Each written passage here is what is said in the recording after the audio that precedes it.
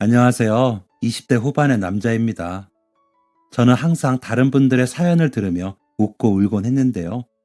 한 번쯤은 제 이야기를 많은 분들에게 들려드리고 싶은 마음이 들어서 이렇게 사연을 쓰게 되었습니다.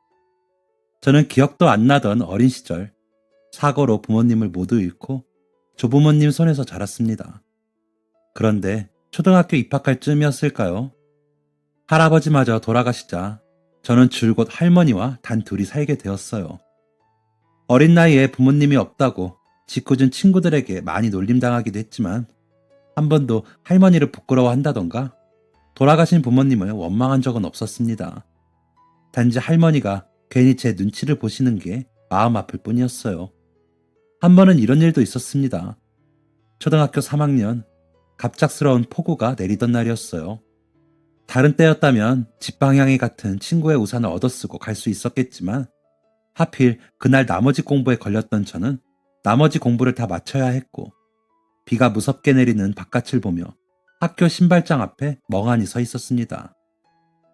저 비를 뚫고 어떻게 가지?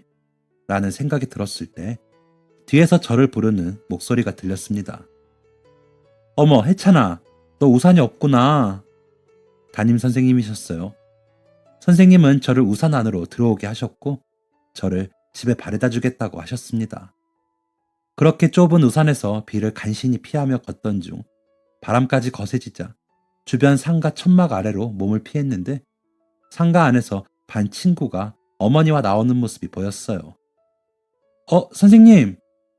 반 친구의 소리였습니다. 어머, 선생님, 안녕하세요.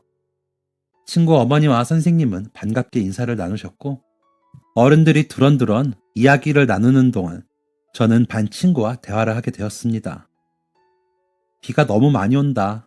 내일 체육 시간에는 밖에서 수업 못하겠지. 같은 시답잖은 대화를 하는데 친구가 문득 저에게 이런 말을 했습니다. 근데 너 왜 선생님이랑 같이 가? 엄마 안 왔어? 그때 저는 괜히 말문이 막히는 경험을 했습니다. 제가 아무 말 하지 않자 친구는 의아한 표정을 하며 왜?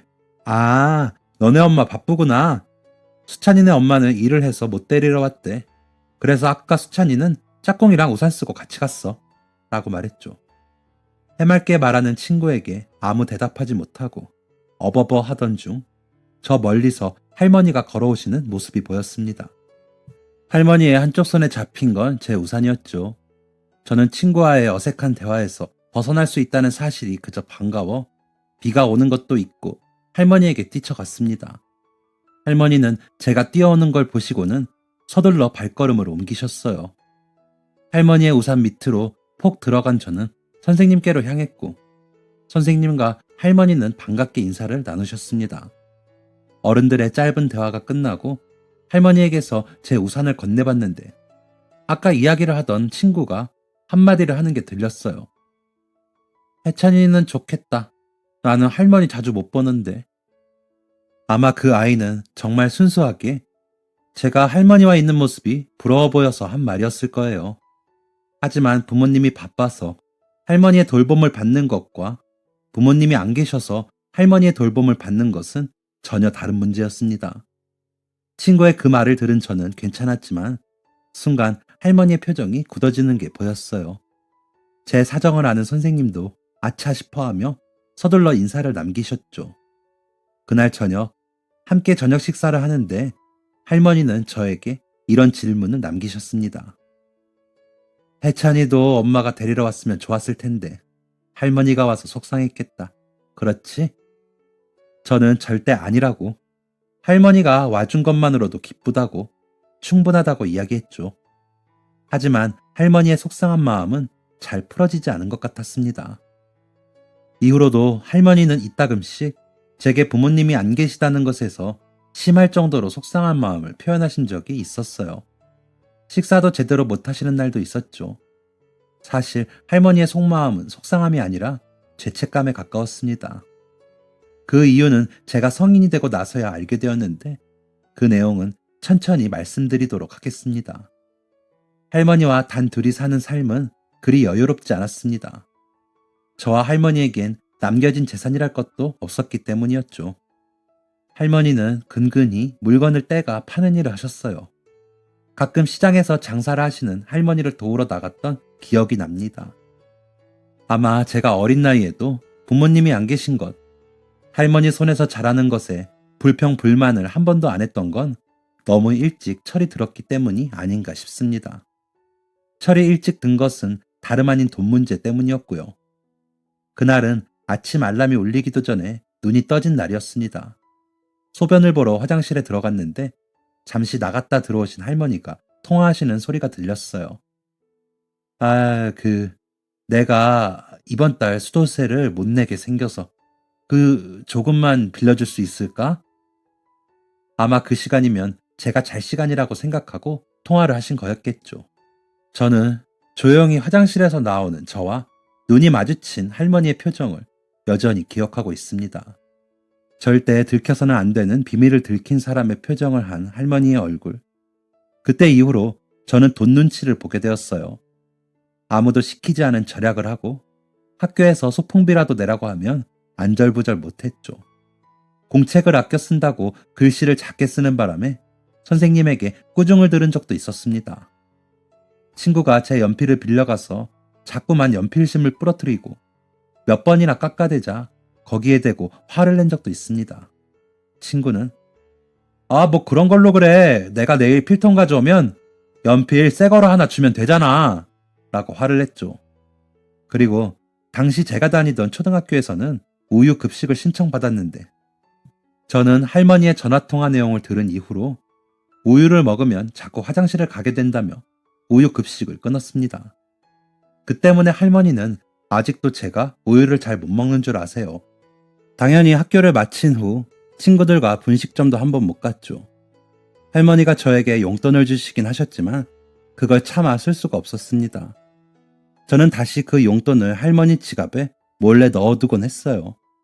할머니 지갑에 넣는 게 너무 티가 날 것 같으면 할머니가 비상금을 보관해두는 통에 넣곤 했죠. 아마 그런 생활이 어른이 된 지금까지 이어졌다면 저는 돈에 미친 사람으로 컸을 것 같습니다. 그런데 한 명의 어른이 저에게 올바른 재물관을 심어주셨어요. 바로 학교 앞 문방구의 주인 할아버지셨죠. 요즘 초등학교, 중학교 앞에는 개인이 하는 문방구가 많지 않다고 합니다. 보통 대형 프랜차이즈 업체들을 사용한다고 하죠. 하지만 제가 초등학생일 때까지만 해도 학교 친구들은 모두 학교 앞 문방구를 이용했어요. 간식을 사 먹는다거나 준비물을 산다거나 장난감을 사는 건 모두 문방구에서 가능했죠. 저희 할머니와 비슷한 정도의 연배로 보이는 주인 할아버지는 인상이 참 좋은 분이셨습니다. 할아버지는 준비물을 사려고 문방구에 들어가면 발을 내딛기가 무섭게 오늘은 지점토지? 라고 말씀하시며 준비물을 꺼내주곤 하셨는데요. 가끔 사탕이나 작은 간식들을 함께 주고 하셨습니다. 이건 제가 안 샀는데요? 라고 화들짝 놀라며 간식을 건네드리면 허허 웃으시면서 이건 서비스 요놈아 라고 호탕하게 말하기도 하셨죠. 문방구 주인 할아버지를 뵐 때면 초등학교에 입학할 때쯤 돌아가신 할아버지가 생각나며 괜히 추억에 잠기기도 했습니다. 문방구 할아버지는 건어물을 좋아하셨는데요. 그 모습도 저희 할아버지와 똑 닮아 있었죠. 한 번은 혼자 건어물을 드시는 문방구 할아버지를 보며 우리 할아버지도 저거 좋아했었는데 라는 말을 저도 모르게 내뱉은 적이 있었습니다. 할아버지는 제 말이 꽤 신경 쓰이셨나 봐요. 그때부터 저를 정말 친손주처럼 대해주셨습니다. 물론 워낙 아이들을 좋아하셨던 분인지라 저에게만 특별히 친절했던 것은 아니었지만 확실히 다른 아이들과 저를 다르게 대하긴 하셨습니다. 물론 확실한 계기가 있었죠. 할머니가 수도세를 못 내서 돈을 빌리는 통화를 듣고 난 후 저는 할머니에게 준비물에 대한 이야기를 못했습니다. 할머니는 요즘 왜 준비물 사야 한다는 얘기를 안 하냐고 물어보셨지만 그때마다 저는 말을 돌리거나 요즘엔 괜찮다는 말만 할 뿐이었어요. 실제로 제가 한 번씩 용돈을 타갈 때면 할머니는 품앗이 일을 하곤 하셨었거든요. 몇 번은 학교에 가서 친구들 걸 조금씩 나눠받거나 선생님께 받기도 했는데 선생님께 자주 혼이 나자 그것도 안 되겠더라고요. 무엇보다 친구들의 놀림이 점차 심해졌습니다. 이전에도 할머니와 산다는 이유로 여러 번 놀림당하곤 했는데 준비물도 못 챙겨가자 쟤는 엄마 아빠가 없어서 가난한가 보다 라는 이야기가 노골적으로 돌기 시작했거든요. 결국에는 할머니가 주시는 용돈을 아주 조금씩 모아두자는 생각을 하게 되었습니다. 한 번은 선생님이 소화기 세트를 가져오라고 하셨어요. 탬버린, 트라이앵글, 캐스터네츠 같은 것들이 들어있는 것이었죠.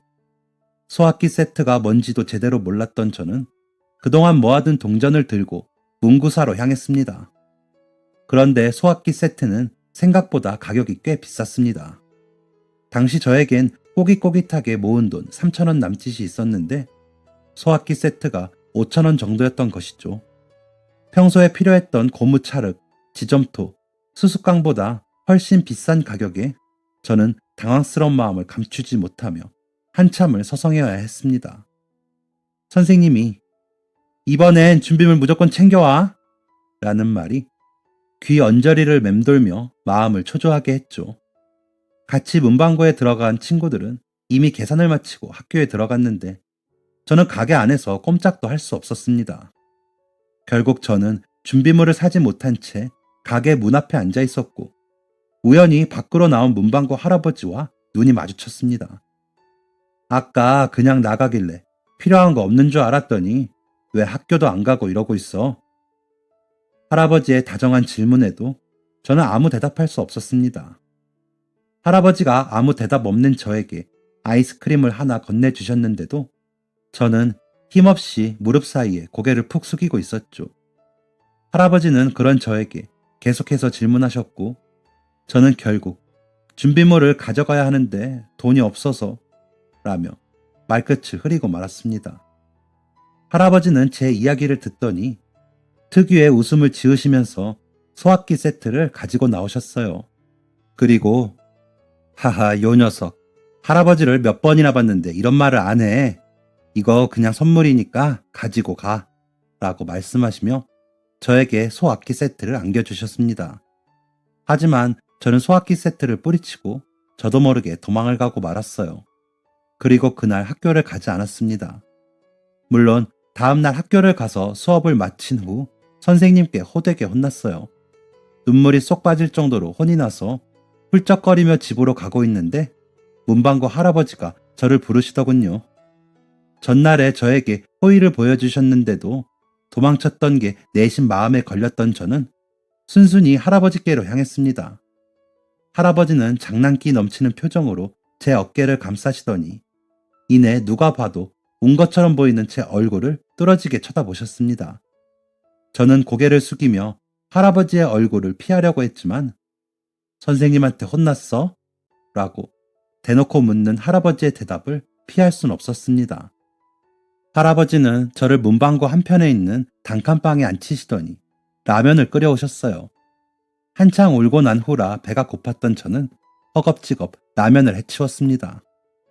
할아버지는 배부르게 라면을 먹고 머쓱하게 입을 닦는 저에게 이런저런 질문을 하셨습니다. 제가 누구랑 살고 있고 가정 형편은 어떤지에 대한 걸 알기 위한 질문들이었죠. 모든 질문에 대한 대답을 들은 할아버지는 앞으로 준비물 필요하면 여기 뒷문 있지? 여기로 와. 할아버지가 여기 문 뒤에 준비물 놔둘게. 그거 가져가. 라는 말씀을 하셨어요. 직접 뒷문을 열어서 어떻게 오는지까지 설명해 주신 할아버지의 이야기는 쉽게 이해되지 않았습니다. 저는 매번 준비물을 살 돈이 없는데요. 라는 질문에도 할아버지는 예끼 이놈아, 돈 받으려고 그러는 줄 알아? 그냥 가져가. 라며 제 등을 떠미셨습니다. 이후로는 정말 돈을 한 푼도 내지 않고 준비물을 가져가게 되었어요. 한두 번은 눈치가 보여서 가져가지 않았는데 제가 그럴 때면 할아버지는 학교까지 찾아와서 준비물을 챙겨주곤 하셨습니다. 저 때문에 할아버지가 학교까지 발걸음하는 일이 몇 번 반복되자 저는 결국 할아버지에게 항복하고 말았고 할아버지에게 준비물을 받아다 쓰게 되었습니다. 가끔은 학교 준비물이 아니라 공책이나 연필, 지우개 같은 학용품도 챙겨주셨어요. 그 덕에 저는 더 이상 공책을 아끼지 않아도 연필을 아끼지 않아도 되게 되었습니다. 그런 할아버지의 친절이 너무 감사해서 저는 이따금 할아버지가 좋아하시는 건어물 조금을 사다 드리곤 했어요. 할아버지는 네가 돈이 어디 있냐며 거절하셨지만 이내 맛있게 저와 나눠 드시곤 하셨습니다. 그럴 때마다 저는 할아버지와 많이 가까워졌어요. 이런저런 이야기를 나눴고 할아버지에게도 제 나이 또래의 손녀가 있다는 사실을 알게 되었죠. 물론 할아버지도 저에 대한 사실들을 많이 알게 되셨습니다. 문방구 할아버지는 제가 부모님과 할아버지를 일찍 여의었다는 사실을 알게 되신 후 저의 친할아버지의 역할을 자처하셨습니다. 할아버지와 함께하는 시간은 즐거웠습니다. 그때 저는 학교 친구들 사이에서 알게 모르게 따돌림을 당하고 있었거든요.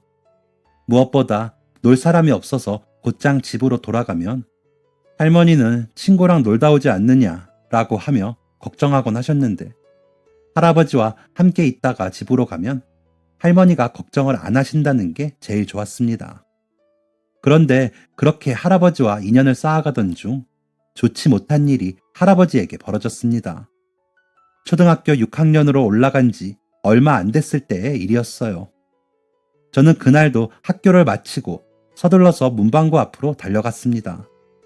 그런데 할아버지는 제가 온지도 모른 채 불안한 듯한 모습으로 가게 안을 서성이고 계셨어요. 그런데 할아버지! 라고 불렀는데도 할아버지가 쳐다도 안 보시는 게 뭔가 이상했습니다. 게다가 할아버지는 그 추운 겨울에 식은땀을 뻘뻘 흘리고 계셨어요. 어디가 아프기라도 하신 건가 싶어서 할아버지의 팔을 잡고 흔드니 할아버지는 그제야 화들짝 놀라며 저를 바라보셨습니다. 왔니? 할아버지는 흔들리는 동공으로 애써 웃어 보이셨습니다.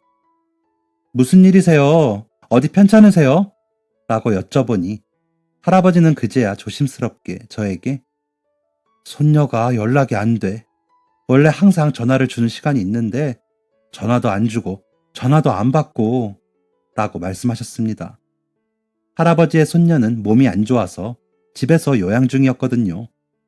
할아버지의 자식들은 손녀의 수술 비용 마련을 위해 딸을 할아버지의 집에 맡겨둔 것이라고 했습니다. 그런 상황에서 할아버지는 점심시간이면 집에 가서 손녀의 밥을 챙겨주시고 2시간에 한 번씩 손녀에게 전화를 걸곤 하셨는데요. 저는 이런 상황을 다 알고 있었기 때문에 손녀와 연락이 안 된다는 할아버지의 이야기를 듣자마자 그러면 얼른 가보셔야죠. 어서 가보세요. 라고 이야기했습니다. 할아버지는 그럼 잠시만 가게를 부탁한다며 서둘러 집으로 향하셨죠. 할아버지의 손녀는 집에서 쓰러져 있었다고 합니다. 다행히도 일찍 발견한 편이라서 다른 후유증 없이 회복할 수 있었어요. 하지만 한 가지 문제는 언제든지 또 이런 일이 생길 수 있을 것이란 것이었습니다. 게다가 당장 손녀가 병원에 보름 정도 입원해야 한다는 문제가 닥쳐 있었죠. 할아버지에게는 문방구 문을 닫고 손녀를 돌보거나 간병인을 쓰는 2가지 선택지가 있었습니다. 하지만 그 무엇도 적절한 방법은 아니었어요. 가게 문을 닫으면 당장 할아버지와 손녀의 생계가 어려웠고 할아버지에게는 간병인을 쓸 정도의 여유가 없었기 때문이죠. 하지만 할아버지는 오랜 고민 끝에 결국 간병인을 쓰기로 결정하셨습니다. 어린 손녀를 혼자 둘 수 없다는 할아버지의 결단이었죠. 저는 할아버지가 이 결정을 내리실 때까지 꽤 오래 곁을 지켰습니다. 시간 가는 줄도 모르고 할아버지를 위로하고 고민을 들어드리다 보니 귀가 시간이 한참 지나 있었어요. 아차 싶은 그 순간 할머니가 문방구 안으로 들어오셨습니다. 할머니는 제가 문방구에서 가끔 시간을 보낸다는 걸 알고 계셨거든요. 그런데 해찬이 여기 있나? 라며 할머니가 문방구 안으로 들어오신 그때 할아버지와 할머니의 눈이 마주친 바로 그때 2분의 손가락은 서로를 가리켰고 2분은 동시에 라는 감탄사를 내뱉으셨습니다. 그리고 몇 마디를 주고받더니 서로 깜짝 놀라셨습니다. 알고 보니 2분은 어린 시절 동네에서 함께 놀던 소꿉친구였어요. 소꿉친구를 이렇게 오랜 시간이 흐른 뒤에 만나는 것도 신기한데 서로를 알아보는 할머니와 할아버지는 더 신기했죠. 당시 제가 살고 있던 지역이 두 분의 고향과 차로 4시간이나 떨어진 지역이었다는 건 더 신기한 사실이었죠. 두 분은 한참 동안 오랜만에 만나 회포를 푸셨습니다. 길어지는 이야기에 저는 깜빡 잠에 들고 말았지만 가물가물한 의식 속에서 할머니가 자리에서 일어나시기 전 할아버지와 나누신 대화는 기억이 나네요. 현재 할아버지의 주된 고민인 손녀의 이야기를 들은 할머니는 손녀의 간병을 본인이 하는 건 어떻겠냐고 물어보셨습니다. 물론 보수는 따로 받지 않고 그동안 저를 돌봐달라는 조건만 다셨죠. 할아버지는 이런 파격적인 제안에도 무려 보름이나 입원해야 하는 상황인데 그 사이에 일을 안 하면 어떻게 하냐라는 말을 하며 할머니의 제안을 거절하셨습니다. 하지만 할머니는 그동안 일 안 해도 굶어 죽지는 않는다며 고집을 피우셨어요. 나중에 알게 된 사실이지만 어린 시절 할머니가 할아버지에게 큰 도움을 받은 적이 있었다고 합니다. 열병이 나서 앓는 할머니를 업고 읍내까지 뛰어간 적이 있으시다고 하죠. 할머니는 친구끼리는 돕고 사는 거야 라는 말을 끝으로 할아버지를 이기고 손녀의 간병인 역할을 꿰차셨어요. 할머니는 그동안 일 안 해도 굶어 죽지 않는다고 말씀하셨지만 사실 보름간의 간병 이후 잠깐 동안 허리띠를 더 졸라 매셔야 했다고 합니다. 또 할아버지에게 은혜 입은 이야기를 하긴 하셨지만 사실 나도 손주가 있는데 어떻게 그걸 보고도 모른 척 하겠나 라는 생각으로 도운 게 크셨다고 합니다. 어쨌든 할머니는 할아버지의 손녀가 태어날 때까지 정성스럽게 간병을 하셨고 저는 그동안 할아버지 집에서 지내게 되었습니다. 태어난 할아버지의 손녀는 전보다 더 건강해져 있었어요. 그리고 저와 할머니, 할아버지와 손녀는 더욱 가까워졌죠. 저는 할아버지의 손녀를 누나 누나 하며 잘 따랐고 누나도 저에게 참 잘 대해주었습니다. 그런데 대체 왜 슬픈 일은 착한 사람들에게만 찾아오는 것 같을까요? 천사 같았던 누나는 갑작스러운 폐렴을 이기지 못하고 결국 어린 나이에 세상을 떠났습니다. 제가 중학교 2학년이 됐을 때 그때 누나의 나이는 18살, 어린 나이였습니다. 선천적으로 폐가 안 좋았던 누나는 학교도 제대로 다니지 못하고 어릴 때부터 병원 신세를 지곤 했다곤 해요. 그런데 누나가 14살이 됐을 때 누나의 부모님은 병원을 통해 미국에서 수술을 받으면 남들처럼 생활할 수 있다는 이야기를 들었다고 합니다. 문제는 천문학적인 수술 비용이었죠.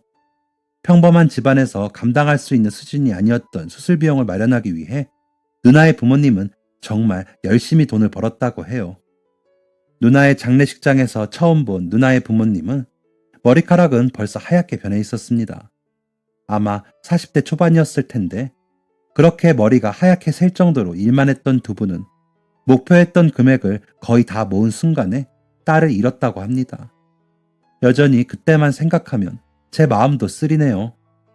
할아버지는 누나가 세상을 떠난 이후로 문방구 문을 닫으셨어요. 그러고는 열쇠를 저에게 주시며 필요한 게 있으면 알아서 가져가라는 말을 남기셨죠. 그리고는 제가 집으로 찾아가도 문을 열어주지 않으셨습니다. 물론 할머니도 이 모든 사실을 아셨죠. 처음 할아버지가 문을 걸어 잠그고 나오지 않으셨을 때 할머니는 저에게 해찬이가 넘어지면 상처가 나지, 상처가 나면 피도 나고, 그런데 나중에 시간이 지나면 딱지가 생기고 그러면서 상처가 났잖아. 할아버지는 그렇게 상처가 낫고 있는 중인 거야. 아마 딱지가 생기려면 시간이 꽤 필요할 거다 라고 말씀하시며 저를 안심시키셨습니다. 그런데 할아버지 집 앞에 술병만 늘어나는 시간이 점점 길어지자 할머니는 한 번도 본 적 없는 호랑이 같은 얼굴을 하고 할아버지의 집 문을 두드리셨습니다. 야, 이 멍청한 놈아, 문 열어! 라며 문을 쾅쾅 두드리셔도 할아버지는 나오지 않으셨어요. 하지만 할머니는 지지 않으셨습니다. 여기 사는 노인네, 고독사 한 것 같다고 경찰 부를까? 바쁜 119 양반들 불러? 어디 한번 해봐? 동네 시끄럽게 한번 해볼까? 내 성격 몰라, 곽상배? 저는 할머니가 이렇게 거친 면모를 가지고 계신 줄 차마 몰랐습니다. 근데 그런 할머니의 행동이 100번 이해됐어요. 할아버지의 칩거는 거의 1년이나 지속되었거든요. 당시 저의 나이는 중학교 3학년이었습니다.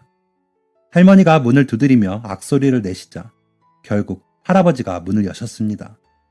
정말 오랜만에 만난 할아버지는 길 가다 만나면 못 알아볼 정도로 야위어 있으셨어요.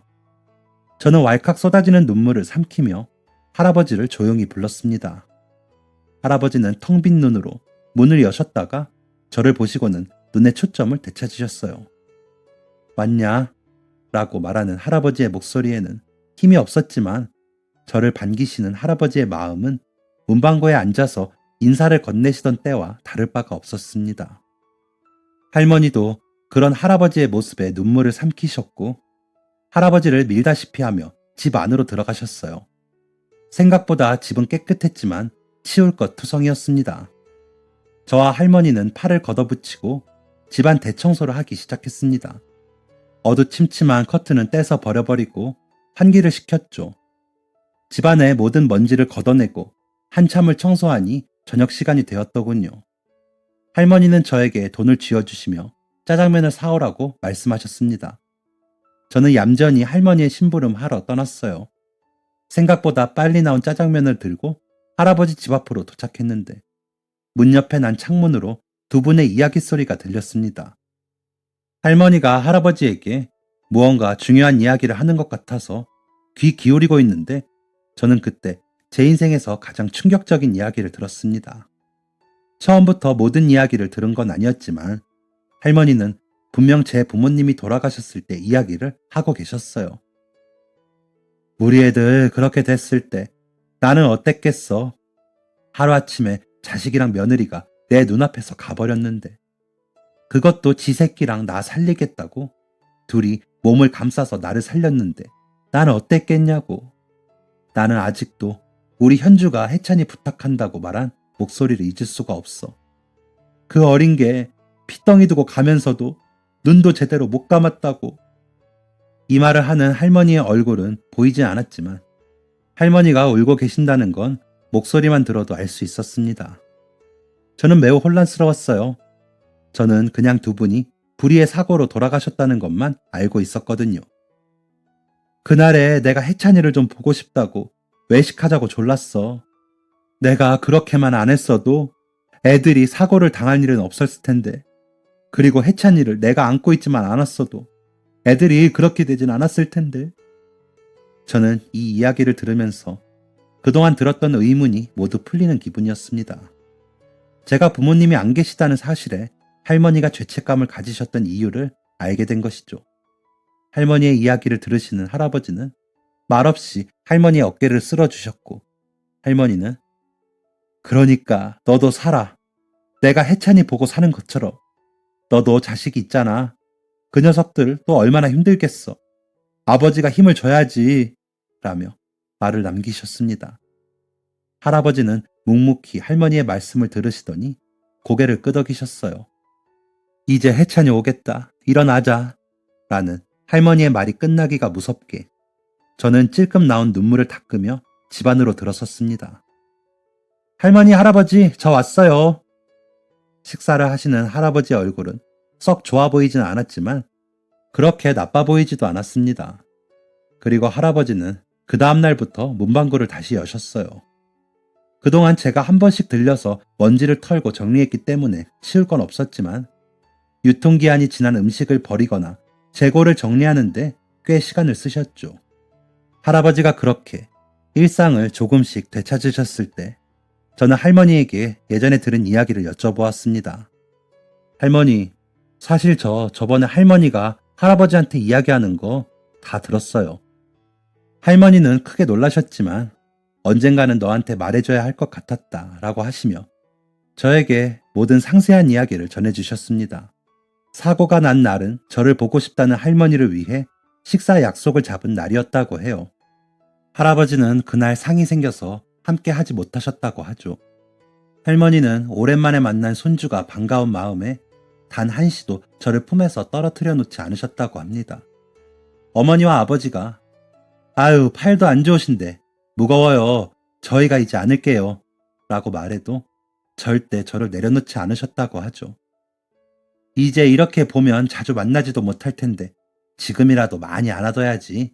라며 절임팔을 참으며 버티셨다고 합니다. 왼쪽에는 아버지, 오른쪽에는 어머니를 두고 횡단보도를 건너시던 그때 멀리서 빠른 속도로 차량 하나가 다가왔다고 합니다. 피해야 한다는 생각도 못할 정도로 찰나의 순간이었다고 하죠. 신호위반 차량이 뒤늦게 브레이크를 밟으며 반대쪽 차선의 우회전 차량과 충돌하자 두 개의 차량이 아버지와 어머니를 양옆으로 덮치는 상황이 벌어졌다고 합니다. 상식적으로라면 네 사람이 모두 즉사했어도 이상하지 않을 만큼 큰 사고였다고 하는데요. 할머니는 골절상 정도로 끝나고 저는 다친 곳 없이 멀쩡했다고 합니다. 그 이유는 바로 사고가 나던 그 순간 아버지와 어머니가 몸을 던져 저와 할머니를 감쌌기 때문이었죠. 아버지는 그 순간에 즉사했고 어머니는 할머니를 위에서 포개듯 안으며 쓰러져 해찬이 잘 부탁드려요 라는 말을 남기고 눈도 감지 못한 채 숨을 거뒀다고 합니다. 할머니는 할머니가 저를 만나길 원했다는 점, 그리고 저를 자신이 안겠다고 고집을 부렸다는 점 때문에 여전히 심한 죄책감과 트라우마에 시달리고 계셨습니다. 그때 눈을 감은 게 너의 부모가 아니라 나였어야 해 라며 가슴을 치고 통곡하는 할머니의 모습을 저는 가만히 바라볼 수밖에 없었습니다. 대체 어떤 이야기를 해야 할머니의 마음을 위로할 수 있을지 알 수 없었거든요. 사람들은 단지 운이 없었을 뿐이라며 할머니를 위로했다고 합니다. 신호 위반 차량이 주황불 신호에서 길을 건너려다 속도를 제어하지 못했다는 것, 정지선을 한참 넘어서 정지한 옆 차선 차량 때문에 신호 위반 차량이 부모님을 늦게 발견했다는 것, 또 하필 그 상황에 빠른 속도로 회전하는 우회전 차량이 있었다는 것까지 할머니가 어쩔 수 없었다라고 생각할 만한 포인트는 너무나 많았습니다. 하지만 할머니는 여전히 미안해하고 죄책감 속에서 살고 계셨어요. 저는 할아버지가 그랬던 것처럼 그저 할머니의 어깨를 쓸어드릴 수밖에 없었습니다. 그리고 가슴속 가장 깊은 곳에서 딱 한마디만 꺼내놓았어요. 할머니 때문이 아니에요. 그 시간을 보낸 후 저와 할머니는 지금까지 한 번도 부모님의 죽음에 대한 이야기를 나눈 적이 없습니다. 얘기를 꺼낸다고 달라질 게 없을 뿐더러 그 얘기를 꺼내서 할머니의 상처를 들쑤시고 싶지 않았기 때문이죠. 무엇보다 할머니는 저에게 누구보다 소중한 분이시니까요. 불의의 사고를 할머니 탓으로 돌릴 생각은 추호도 없습니다. 중학교 3학년 마지막 기말고사를 쳤을 때였습니다. 오랜만에 학교가 일찍 끝나서 할아버지의 문방구로 찾아간 저는 할아버지로부터 곧 문방구 문을 닫을 것 같다는 이야기를 듣게 되었어요. 아마 할아버지가 오래 자리를 비우신 동안 건너편에 생긴 문방구 때문이었겠죠. 어느 정도 예상은 했던 부분이었길래 저는 묵묵히 가게 정리를 도와드렸습니다. 한참 정리를 하고 단칸방 안에 앉아있는데 할아버지는 너도 많이 컸네 라며 새삼스러운 이야기를 하셨습니다.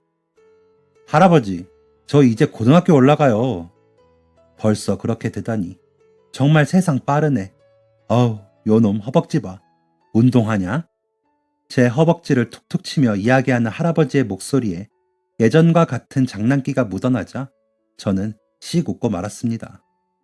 뭔가 회상에 잠겨 계신 할아버지를 보고 있으니 저도 과거 생각이 문득 나더군요. 그래서 그동안 묵혀왔던 질문을 드렸습니다. 그런데 할아버지, 왜 저한테 공짜로 준비물을 주셨어요? 그때는 제가 할머니 손주인 것도 모르셨고 그냥 제가 불쌍해 보이셨던 거죠? 무슨 그런 말을. 애가 학교 다니는데 준비물 살 돈이 없다잖냐. 그래서 준 거지. 그래도 할아버지는 장사를 하시는 분이잖아요. 이익을 남기시는 게 우선이죠.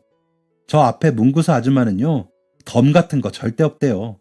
10원 단위까지 계산해서 받는다니까요. 제 말을 들은 할아버지는 껄껄 웃으시며 이렇게 말씀하셨습니다. 야, 이 녀석아. 그러면 네가 장사를 하지 그랬냐. 나는 뭐 돈 많이 남겨서 부자 되고 그 돈으로 잘 먹고 잘 살려고 장사하는 거 아니야. 그럴 거면 애들 코 묻은 돈으로 장사할 게 아니라 어른들 지갑 빼먹는 일을 했겠지. 사실 그때까지만 해도 저는 예전만큼은 아니더라도 돈에 쩔쩔매면서 살고 있었어요. 할아버지가 이 사실을 아셨는지는 잘 모르겠지만 이때 할아버지가 남겨주신 말은 제 인생을 바꾸었습니다. 돈은 필요해. 많을수록 좋지. 하지만 돈이 많든 적든 내가 돈의 노예가 되면 안 되는 거야. 내가 돈을 부려야지. 돈이 나를 부리는 순간 인생은 불행해져. 돈을 부리는 사람한테는 돈이 따라가게 되어 있어. 좋은 사장한테는 좋은 직원들이 따르는 것처럼. 그런데 돈한테 부려지는 사람은 평생 돈을 쫓아갈 수밖에 없다. 한 푼 없다고 쩔쩔매는 동안 인생은 땅에 버려지는 거야. 나는 비록 엄청난 부자는 안 됐지만 적어도 돈을 쫓아 사느라 아등바등한 적은 없다. 내가 돈을 부리는 방법은 너 같은 애들한테 준비물 챙겨주는 거였어. 네? 저 같은 애들이요? 그래, 너 같은 애들. 내가 설마 너 하나만 챙겼겠니? 그 녀석들 지금 다 뭐 하면서 살려나 몰라. 그 녀석들은 그렇게 은혜를 입어놓고 입을 싹 닫았어요. 제가 욱하고 성질을 내자 할아버지는 제 이마에 딱밤을 놓으시며 말씀하셨습니다. 예끼 이놈, 그런 거 바라고 한 일이면 돈을 다스리는 게 아니라 돈을 쫓아 사는 거야. 할아버지의 말을 듣고 제가 머쓱하게 이마를 문지르고 있자 할아버지는 이내 제 눈을 보며 진지하게 그래서 너는 돈을 부리고 싶으냐? 아니면 돈에 부려지고 싶으냐?